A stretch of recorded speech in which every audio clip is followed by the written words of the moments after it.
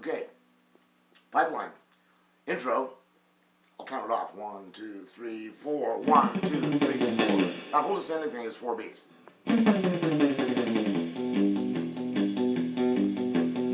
Now, if you want, you can come in on them right away or not. You don't have to. I can.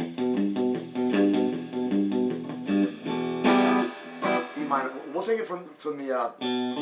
Okay, well, we'll just back up. 1, 2, 3, 4. 2, 3, 4.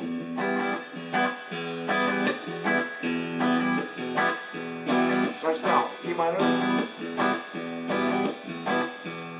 4 bars. A minor, 4 bars. B. C. B. C. B.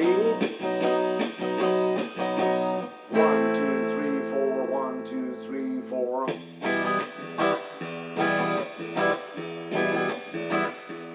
Starts again.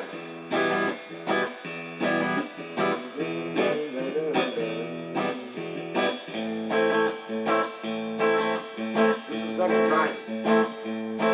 Same thing. B, C, B, C. Stay on B twice as long. Now the bridge, instead of resting on A minor, G, 2 frets down, F. Let's go back up to G. Starts over, A minor.